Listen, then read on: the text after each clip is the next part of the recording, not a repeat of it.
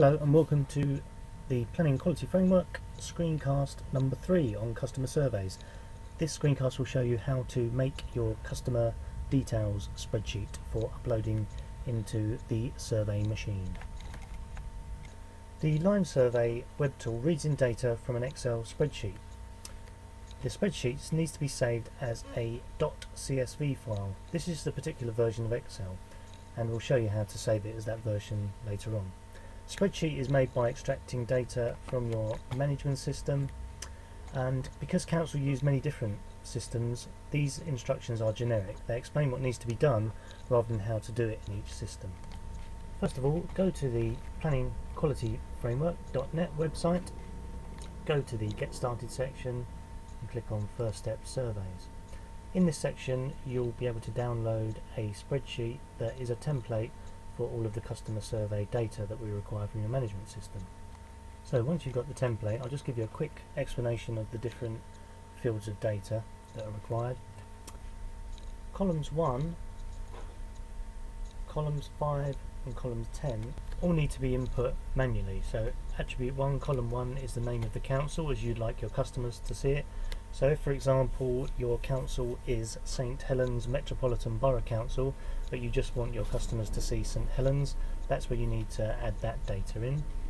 Attribute 2, this is the type of survey, e.g. the agent, applicant or neighbour survey, you'll input that manually. And attribute 7, column 10, the council short name. This is a name that Planning Advisory Service will have emailed to you as part of your sign-up process. Just to be careful not to touch any of the column headings or tamper with them in the template, because any change will mean that the Lime Survey system won't be able to read in the data. So once you're familiar with the data required, you need to populate the template. So you'll need to include information about 3 different types of customer: the agent, the applicant, and applications that have been commented on by a neighbour. You also need to decide the date range of the applications that you're going to include, and you need to make sure that these only include decided cases and cases where an email address has been supplied. Once all of that has been sorted out, you can export the data into the Excel spreadsheet template.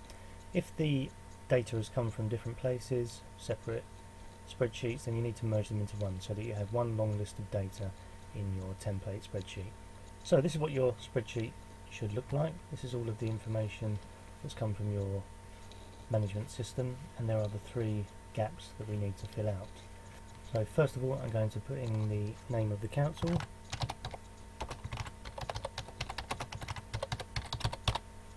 This needs to go against each record, so I'll just drag it down so it's against each record.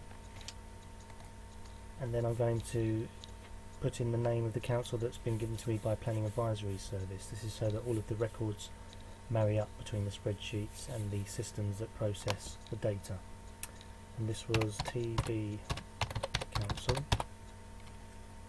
Once again, that needs to go against each record. And then finally, I have to tell the spreadsheet which type of survey I want to go to which record. So these surveys are all agent surveys. There's 2 or 3 applicant surveys in there, some more agent surveys, and there's 2 neighbour surveys in here. I can see where these 2 planning applications are actually duplicates of these application numbers, so this is obviously where a customer has commented on these applications that have been submitted by an applicant and an agent. Next, I'm just going to look just to check that the data is all complete and that there are no mistakes or missing fields. Just checking first that each of the column headings has the right title in it. Shouldn't be any mistakes there because it's from the template, so I just have to make sure that I haven't changed anything. I can see, looking down this list of agents, that agent Paul McCartney's name here isn't quite spelt correctly, so I can just quickly update that. I can also see that there are some email addresses that haven't quite come through correctly. There should be a .com on the end of that one and a .uk on the end of that one. So now this data set looks pretty complete. There is a record against each of the rows of data. So my next job is to decide which of these cases I'm going to email to an internal member of staff to do the case review on. And as there aren't too many, I think I'm going to allocate a case review for each of these records. So first of all, I will copy each of the records. Then I need to change the type of survey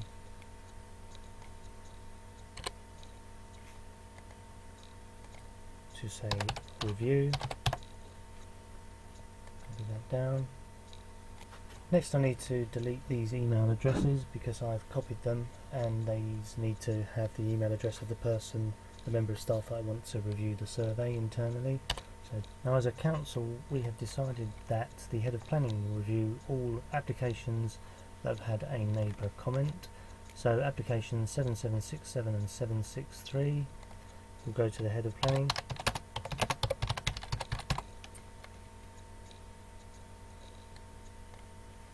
These two I can delete because they're duplicates, and the remaining cases I will send to the case officer. So that will go to case officer 1, that will go to case officer 2, case officer 2, case officer 1, and so on.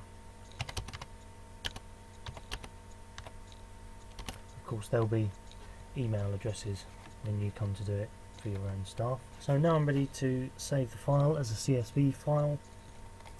So save as the file, give it a name that you'll recognise.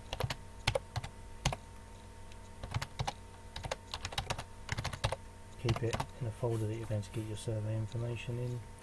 Check that the save as type is CSV, comma delimited. Excel spreadsheet, when you save them, will give you a list of the types of file you can save it as. Choose CSV, comma delimited. Save. Okay. And now we have a file that we can upload into the customer survey system. That's the end of this screencast. Thank you for listening. If you have any questions, please email me on martin.hutchings@local.gov.uk, or better still, join the discussion forum at www.qualityframework.net, where you can discuss this and other issues with your peers and colleagues. Thank you. Bye bye.